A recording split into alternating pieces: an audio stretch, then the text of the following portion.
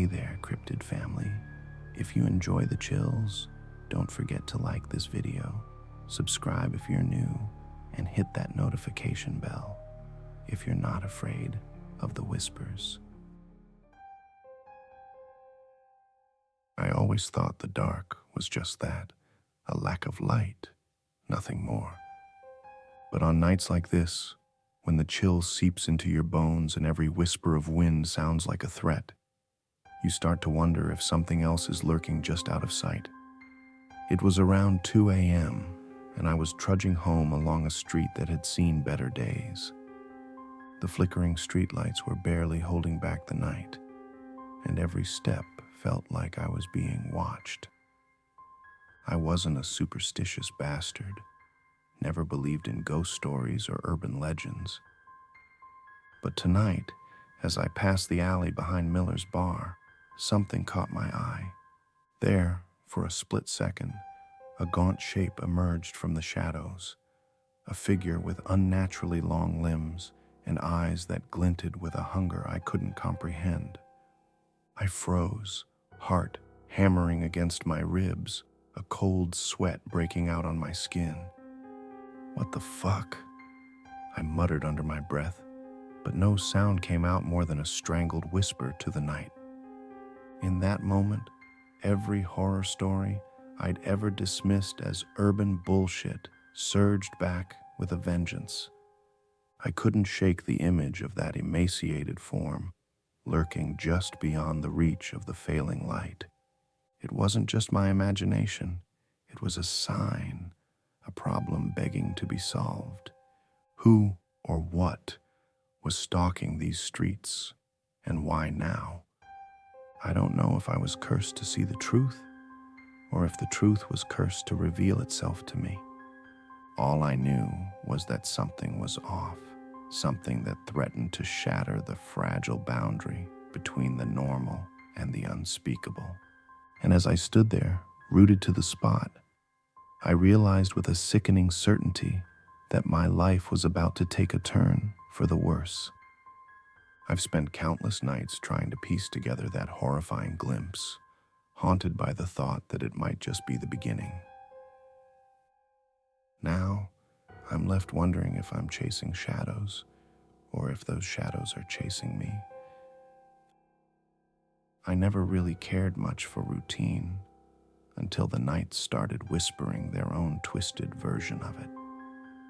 Every evening I'd drag myself out of bed, shuffle through the monotony of a dead-end job, and slog home along cracked sidewalks and dim streetlights that barely fought off the oppressive dark. The world around me was a crumbling mosaic of peeling paint, rusted fire escapes, and storefronts that had long since given up trying to attract customers. Even the air had a weight to it, a stale, acrid mix of decay and forgotten promises. I'd walk these streets, lost in my own head, where every step echoed against concrete walls and every shadow seemed to carry a secret. I was a skeptic at heart, dismissing ghost stories and urban legends as the ramblings of overactive imaginations. Yet, as I navigated the familiar route home, an uneasy feeling began to nestle in the pit of my stomach. It wasn't just the oppressive darkness or the tired hum of the city at night. It was something else, a sinister presence that made my skin crawl. That night, I took a detour through an alley behind Miller's bar, a place I'd passed 1,000 times without incident. The alley was a narrow gap between two dilapidated brick buildings, cluttered with discarded crates and graffiti that told stories of desperation and rebellion. The light from a solitary, sputtering bulb overhead barely illuminated the grimy pavement, casting long, distorted shadows that danced in the corners of my vision. I pulled my jacket tighter against a sudden, inexplicable chill and tried to dismiss the prickling sensation on my neck. I wasn't expecting anything that night, but as I rounded a corner, I caught a flash, a sickening glimpse of something too thin, too twisted, slipping behind a dumpster. My heart stuttered. I stopped dead in my tracks, the sound of my own ragged breath filling the silence. "What the fuck?" I muttered, the words barely audible, lost in the vast emptiness that pressed in on me. For a split second, I thought my eyes were deceiving me, a trick of the light perhaps, or the result of too many late nights and too much solitude. But deep down, I knew it wasn't. It was real. The figure was impossible to describe in any rational way.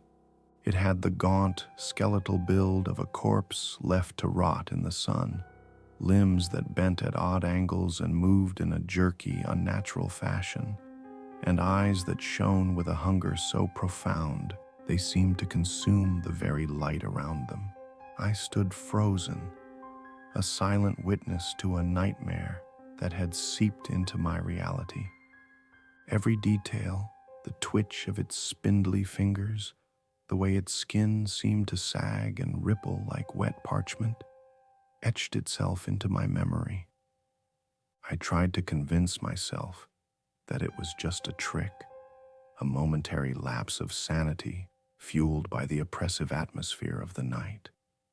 But as I resumed my walk home, I couldn't shake the feeling that every shadow was now an omen, every flickering light a harbinger of the inexplicable horror I'd witnessed. My thoughts churned relentlessly. I used to think I was the only fucked up one, but now every dark corner mocks me with its own brand of terror, I thought bitterly. The city, with all its decay and despair, had suddenly transformed into a labyrinth of menace and hidden eyes. Over the following days, the mundane began to unravel in subtle yet disconcerting ways. I found myself scrutinizing every creak in the floorboards of my apartment, every scratch on the doorframe, as if they were messages left behind by that monstrous specter. Even the hum of my refrigerator at night, once a mundane background noise, now resonated like a ticking clock, marking the approach of some inevitable doom. I began to question the very fabric of my reality, wondering if the world was intentionally hiding its monstrous underbelly from those too weary or too unobservant to see. The more I tried to dismiss it, the more pervasive the unease became. My nights were restless, haunted by dreams where I was pursued by that ghastly figure through endless corridors of despair. In those moments of half-sleep, the boundaries between waking and dreaming blurred, leaving me with the crushing realization that what I'd seen might not be confined to a single, isolated incident. It was as if the urban decay around me, every chipped brick, every discarded bottle, was a silent witness to a horror that had been lurking beneath the surface for far too long. The city itself seemed to conspire with the terror. Old newspaper clippings found in the recesses of my local library spoke of bizarre disappearances and inexplicable attacks, long dismissed by the public as the ramblings of overzealous reporters. But as I pieced together these fragments of local lore, I couldn't help but feel a cold certainty that I was staring into the abyss of an ancient urban nightmare, a nightmare that was creeping closer with every passing night. That fateful encounter in the alley had upended the delicate balance of my existence. I was no longer just a solitary wanderer in a tired, decaying city. I had become an unwilling participant in a game I didn't understand, a game where every darkened corner, every silent street might hide the lurking menace of the Rake. And as I struggled to reconcile the rational world I knew with the encroaching horror of the unknown, I found myself questioning not just the nature of the creature, but my own sanity. In the quiet moments before dawn, as the city reluctantly stirred to life and the haunting remnants of the night began to fade, I would lie awake with a singular chilling thought. Somewhere out there, in the inky blackness, something was watching. And it wasn't waiting for a sign, it was waiting for me. After that first brush with the impossible, my nights unraveled into a series of nerve-wracking encounters that I couldn't shake, even if I desperately tried. The days that followed bled into each other, each one marked by a creeping dread that clung to me like a second skin. I found myself trapped in a cycle. Daylight brought a fragile normalcy that was quickly corroded by the suffocating terror of nightfall. At first, it was small, almost insignificant things. A flicker at the corner of my eye when I passed an alley, or the distant scrape of something against a rusted metal door. But as the nights grew longer and the darkness more oppressive, those fleeting moments transformed into relentless nightmares. I started noticing a pattern. Every evening, as the light began to wane, I would feel the unmistakable sense of being watched. It wasn't just paranoia anymore. It was a visceral, gnawing certainty that something was stalking the fringes of my reality. One night, as I trudged home under a bruised sky, the sensation escalated into full-blown terror. I heard the unmistakable sound of ragged breathing echoing off the deserted buildings, a slow, deliberate rasp that seemed to follow me with every step. I quickened my pace, my heart pounding like a frantic drum in my chest. But no matter how fast I moved, the sound matched my rhythm, closing the distance between us. I glanced back, and for a moment, I thought I saw it. A slender, gaunt shape disappearing behind a dumpster. "Fuck," I whispered, adrenaline surging through my veins as I fumbled for my phone to capture evidence of the unholy sight. But by the time I raised it, the creature had melted into the darkness, leaving behind only a palpable void of dread. I became obsessed with piecing together the mystery of my tormentor. Late nights found me hunched over a cluttered desk in my cramped apartment, poring over yellowed newspaper clippings and dusty records at the local library. I discovered cryptic references to a series of unsolved disappearances and strange mutilations that spanned decades, each case shrouded in whispers of a creature that defied explanation. My search led me down rabbit holes of urban legend and folklore, where the line between myth and reality blurred into a haze of terror. Every scrap of evidence I unearthed only deepened my conviction. I was being hunted by something that existed beyond the realm of human understanding. The more I learned, the more isolated I felt. Friends and acquaintances dismissed my accounts as the ramblings of a stressed-out mind, and even my own reflection in the mirror began to morph into a stranger's haunted gaze. Sleep became a distant memory, replaced by nights filled with feverish dreams and waking horrors. In those twilight states, the creature loomed larger, its skeletal form etched with such uncanny detail that I could almost feel the cold, clammy touch of its presence. In my restless moments, I questioned if I was descending into madness, or if the creeping horror was a sign of something far more sinister than I could ever have imagined. Every encounter chipped away at my sanity. I would find inexplicable scratches on my doorframe in the early hours, deep, erratic gashes that pulsed with an unholy rhythm. The scratches weren't random. They seemed to follow a pattern, as if the creature was marking its territory, or worse, leaving messages in a language only it understood.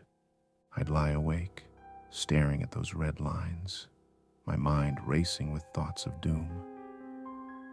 "It's like I'm fucking on display for something monstrous," I'd think, the words echoing in the cavern of my anxiety.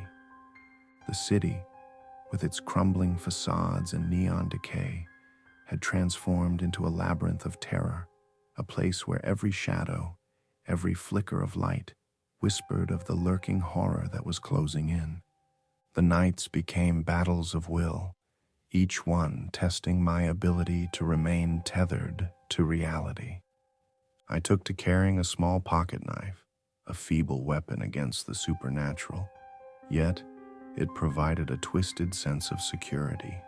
Still, every time I saw that gaunt, emaciated figure, or even a hint of its silhouette, I was overwhelmed by a paralyzing dread.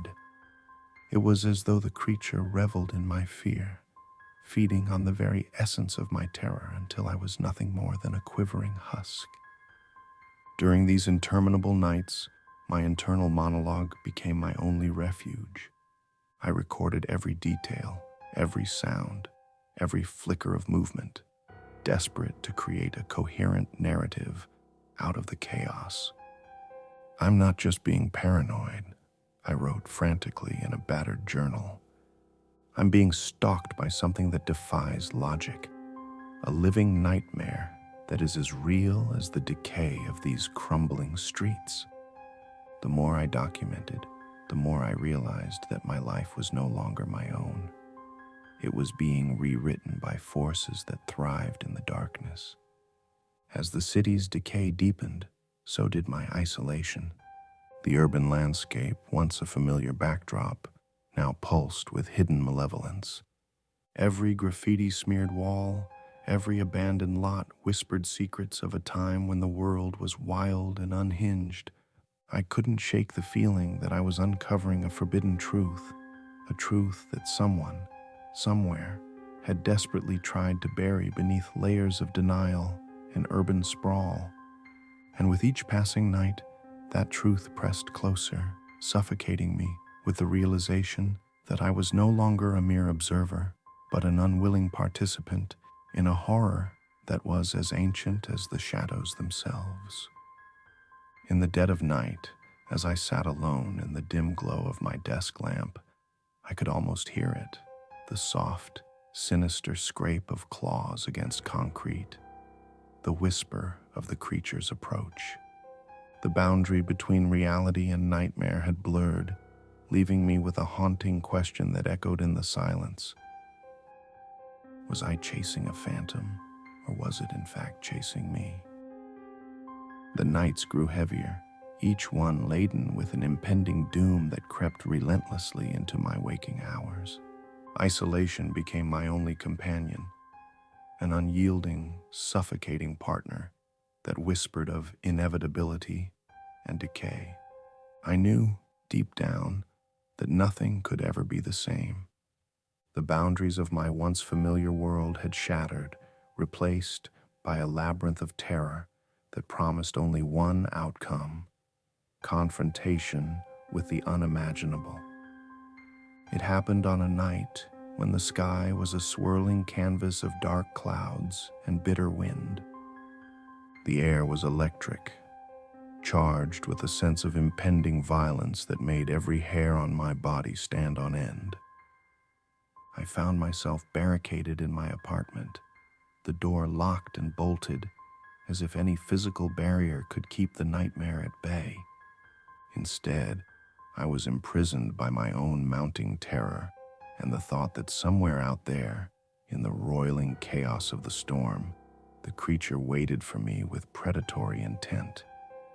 Sleep had become a foreign concept, a cruel trick my mind played on me while my subconscious writhed in terror.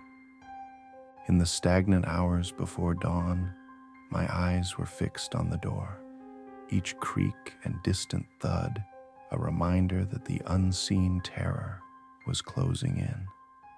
My journal lay open on the battered table, its pages filled with frantic scribbles that mapped out every inexplicable encounter, every blood-curdling whisper of its approach. "I'm fucking done playing games," I muttered to myself, a surge of anger mixing with dread. The words, raw and unfiltered, were less a declaration and more a desperate prayer that I could somehow wrest control back from the madness that had overtaken my life. Then it began, a low, guttural sound, like a dirge of death, echoed from somewhere beyond the thin walls of my sanctuary. I could feel it vibrating through the floorboards, a reminder that the horror I had been chasing, or perhaps that had been chasing me, was at last breaking through the barrier between the known and the unknowable. Every instinct screamed to run, but I was rooted in a paralyzing blend of terror and morbid curiosity. I listened as the sound shifted, closer now, a grotesque symphony of ragged breathing and scraping claws against concrete. The power had flickered out, plunging my apartment into a darkness that felt thicker than ink, more suffocating than any shroud. In that pitch-black silence, I heard the unmistakable sound of the front door being tampered with. A slow, deliberate series of knocks and scratches that reverberated through my very soul. My heart pounded in a relentless rhythm, each beat a countdown to the inevitable confrontation. I fumbled for the pocket knife I always carried, a pathetic token of defense in a world that had grown monstrous beyond measure. This is fucked up, I thought, anger and despair colliding in a maelstrom of emotion. I wasn't sure if the knife would do anything, but holding it gave me a tiny, almost delusional sense of control. The door shuddered as if something immense pressed against it. My mind reeled with fragmented memories of that first encounter in the alley, of the gruesome scratches that marked my door frame, and of the relentless dread that had seeped into every corner of my existence. The door burst open with a deafening slam, and there, in the doorway framed by the cold light of the storm's fury, stood the creature. It was worse than any memory or fevered hallucination. The Rake's gaunt form filled the space with a presence so malevolent it seemed to suck the very light from the room. Its limbs, grotesquely elongated and twitching with unnatural life, moved with a predatory grace that belied the raw brutality in its eyes. In that moment, time fragmented. I could see every horrifying detail, the sickly pallor of its skin, the jagged scars that marred its body like the aftermath of unspeakable violence, and the hungry gleam in its eyes that promised endless suffering. A wave of revulsion and terror crashed over me as I took in the creature's full form. The air grew thick with the metallic tang of blood and the stench of decay. I remembered the first time I had seen those clawed scratches on my door, and now realized they were not random. They were the precursor to this monstrous visitation. Every instinct in my body screamed to attack, to drive the knife into that abomination and reclaim some semblance of control. But fear had already wormed its way deep inside, paralyzing me in a moment of surreal, hopeless dread. The creature moved closer, each step deliberate and excruciatingly slow, as though it savored the terror radiating from me. I could feel the weight of its malevolence pressing against me, a force that mocked my feeble attempts at resistance. In a moment that stretched into an eternity, its cold, clammy hand, if it could be called that, reached out, grazing my skin with a touch that was both icy and searing. The contact was fleeting, yet it left behind a trail of burning, crimson marks that seemed to pulse with the rhythm of its unholy intent. My mind raced as I desperately tried to rationalize the horror unfolding before me. Was this some twisted manifestation of my own fractured psyche, or was it truly a living nightmare incarnate? Every fiber of my being rebelled against the realization that I was utterly and completely at the mercy of something that defied all logic. I'm fucked, I thought, a raw whisper lost in the maelstrom of chaos. In the midst of that unbearable terror, a strange calm began to take hold. The initial shock had passed, replaced by a grim resignation. I realized that this moment, this violent, inevitable encounter, was the culmination of every sleepless night, every whispered dread, and every desperate search for meaning in the face of overwhelming horror. I was no longer the detached observer. I was the prey, caught in the crosshairs of a malevolent force that thrived on fear and despair. The creature's eyes met mine, and in them I saw an abyss of hunger, a void that promised endless torment. In that silent, charged moment, I understood that my fight was not just for survival. It was a struggle to reclaim my very soul from a darkness that had taken root in this crumbling city. The raw intensity of that realization mingled with the pain and terror, forging a resolve born out of sheer necessity. As the storm raged outside, the battle between primal fear and desperate determination played out in the confined space of my apartment. The creature lurched forward, and I, with a mix of rage and despair, lunged with the knife clutched tightly in my shaking hand. In the ensuing chaos, time fractured into shards of pain, terror, and fleeting clarity. The struggle was brutal, each moment marked by the grating sound of skin against metal, the sickening crunch of bone, and the relentless echo of my own ragged breathing. Gore and terror intertwined in a symphony of madness. I could feel the searing pain of a deep, jagged wound, and yet, in that overwhelming agony, a spark of defiant determination ignited within me. I fought, not for victory, but for the mere chance to not be devoured by the creeping madness that had already begun to claim me. The apartment became a battleground of primal survival, a desperate bid to hold on to the remnants of my humanity amid the encroaching darkness. And then, as abruptly as it had begun, the struggle paused. The creature recoiled, its twisted features contorting in what might have been satisfaction, or perhaps an acknowledgement of defeat. In the heavy silence that followed, the storm outside seemed to momentarily subside, leaving me in a disconcerting, suspended state between terror and relief. I stood there, drenched in sweat and blood, heart pounding in a rhythm that echoed the unyielding truth of my reality. I was marked, forever entwined with this living nightmare. The encounter left an indelible scar, not just on my skin, but deep within my soul. As I sank to the floor amidst the shattered remnants of my sanctuary, my mind churned with a maddening blend of disbelief, sorrow, and a newfound grim understanding. The creature wasn't merely an urban legend or a figment of a deranged imagination. It was a harbinger of a truth that my world had long tried to forget. I was no longer just a solitary witness to a horror story.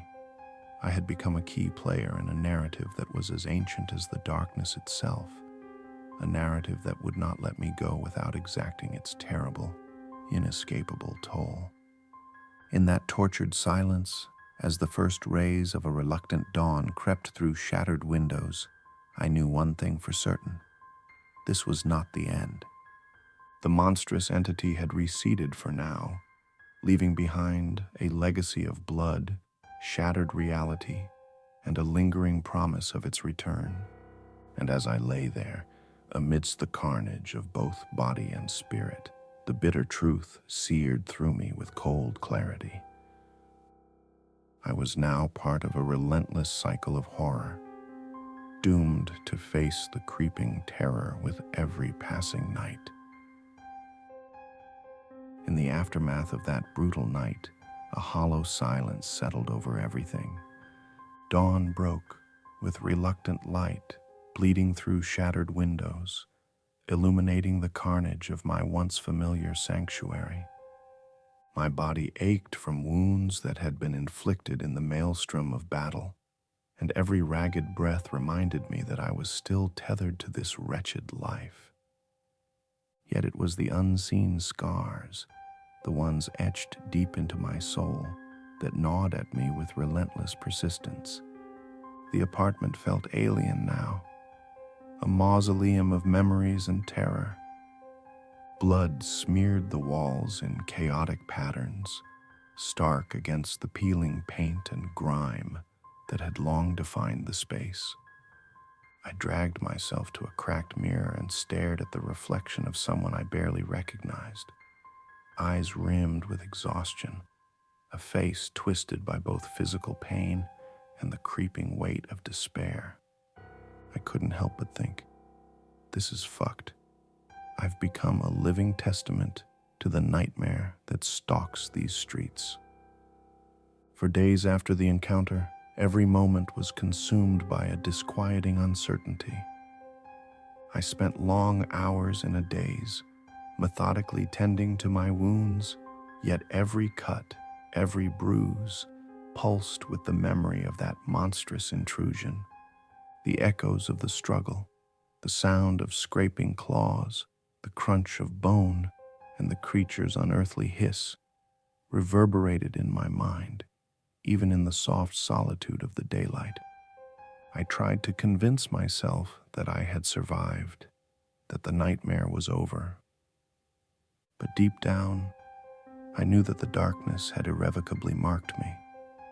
Sleep became a battleground of its own. I would drift into fitful slumber, only to be tormented by dreams, where the Rake's gaunt, hungry face loomed at every corner. In these dreams, I was both prey and unwilling witness to a ritual of terror that defied logic.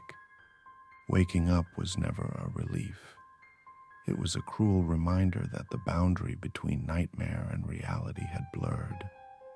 The line between what I experienced and what I imagined dissolved, leaving me questioning if I was cursed to forever live in this twilight state of dread. Determined to make sense of the horror that had taken root in my life, I returned to the musty archives of the local library, piecing together old clippings and faded photographs of incidents that eerily mirrored my own ordeal. Every record hinted at a pattern, a dark tapestry woven from decades of whispered lore and unexplained disappearances. The more I uncovered, the more I was drawn into a macabre conspiracy that seemed as if it had been patiently waiting for me to stumble upon its secrets. I'm not just some unlucky bastard, I scribbled in my journal, my handwriting shaky with a mix of anger and fear. I'm part of something ancient and relentless. As the days bled together, the city itself took on an even more sinister quality. Every alleyway, every graffiti-tagged wall seemed to pulse with hidden malice. I began to notice subtle changes, a new scratch on the doorframe here, a fresh smear of crimson on the pavement there. It was as if the creature's presence had seeped into the very fabric of the urban decay around me. The relentless hum of the city became a mournful dirge that underscored the impossibility of ever returning to normal. There were moments of fleeting calm when I tried to reclaim a semblance of routine, sipping cold coffee in a diner that still clung to its 1950s charm, or walking past familiar storefronts that now looked haunted under the shadow of my new reality. But even in these moments, the creeping dread was never far behind. Every shadow, every whisper of the wind carried with it the potential for renewed horror. You can run, but you can't hide from this shit, I would mutter under my breath, a bitter laugh escaping me as if to ward off the inevitable. One particularly dismal evening, as I sat alone in a dingy bar, the the conversation around me became a distant murmur compared to the tumult raging inside my head. I replayed that fateful encounter over and over, each detail seared into my memory like a scar that refused to heal. I wondered if the creature was merely a manifestation of my deepest fears, or an ancient horror that had finally chosen me as its mark. With every passing moment, the weight of that question grew heavier, and I realized that my life had been irrevocably intertwined with a darkness that was as boundless as it was unforgiving. Late one night, as I returned to my apartment, now a tomb of silent terror, I noticed something new. On the freshly battered door, barely visible under a thin layer of dust, was a series of scratches that formed an unmistakable pattern. It wasn't random vandalism or the work of a stray animal. It was deliberate, a message left by the creature, or perhaps an omen of its imminent return. Standing there, the chill of recognition and dread washed over me. "It's back," I whispered hoarsely, the words barely escaping the confines of my terror-stricken mind. In that moment, a profound resignation took hold. I understood that my life had been irrevocably altered. I was no longer simply surviving. I was ensnared in a cycle of horror that was destined to repeat itself. The Rake had not vanished. It was lurking, waiting for the darkness to reclaim its due. And I, whether as a cursed witness or a pawn in a sinister game, was fated to face it again. As I sat amidst the ruin of my shattered sanctuary, the first tentative light of another day crept over the horizon. I knew that the promise of dawn was a bittersweet mockery, a reminder that while the night's terror might recede momentarily, it would never truly be banished. The creature had left its mark, not just on my flesh but on my very soul, and with every beat of my fractured heart, I was left to confront the unyielding truth. This relentless nightmare was far from over.